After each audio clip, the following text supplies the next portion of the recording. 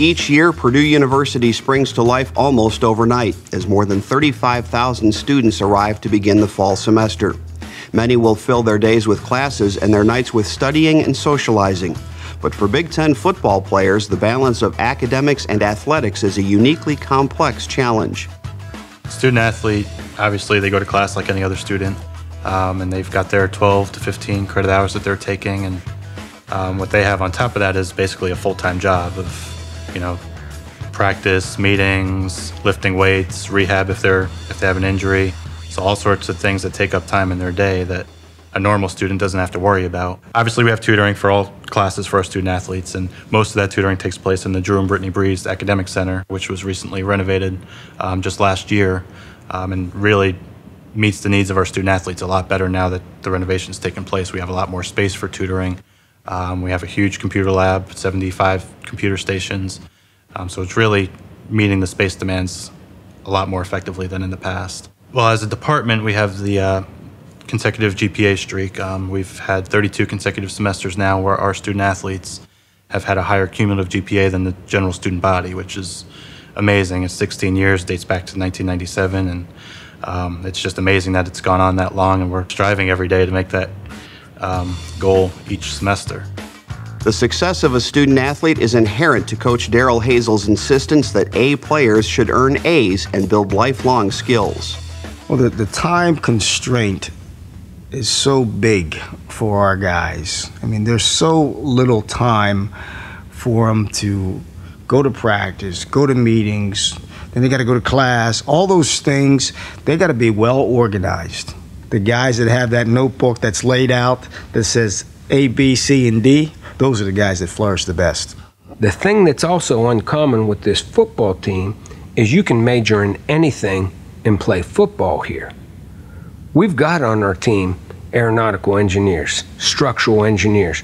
We got a guy, Cottam, on our team who he missed the first half of practice because he's getting his pilot license, for crying out loud. You go to a lot of schools in the country, and yeah, they got some great programs maybe, but as for the athletes, they're in this or they're in this. Purdue ain't in that either or world. Purdue's in that both and world of, hey, yeah, you're going to be the best student you can be, no doubt. And you're also going to be the best player you're going to be, and we ain't going to compromise either one. Senior Justin Kitchens is well versed in the demanding schedule of a student athlete, along with everything it takes to be successful.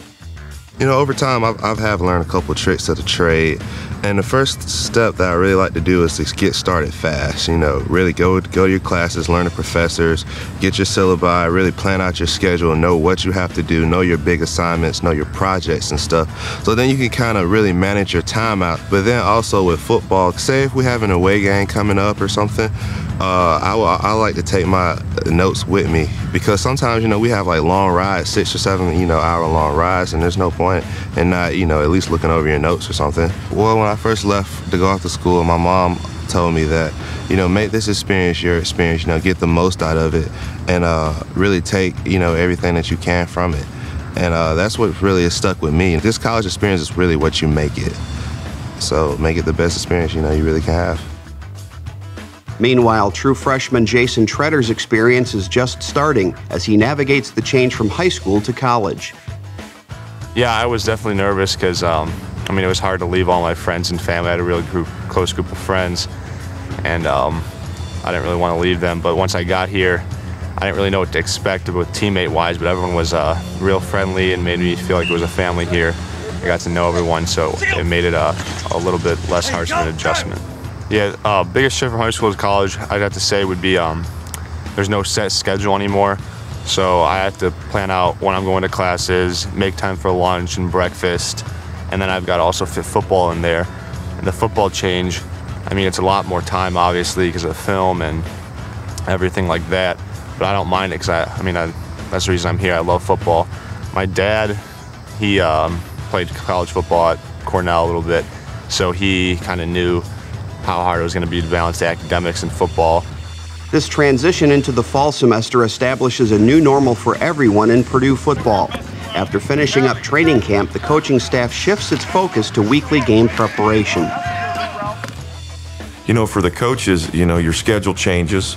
You get back into your weekly routine on what you do on Sundays and Mondays all the way up through your final preparations on Thursday. I call it binge coaching, you know what I mean? There's certain times you really got to hustle and get things done because of time restraints, and then there's some areas when the work's closer to being done and you have more time and you can breathe a little bit, but the hay's never in the barn.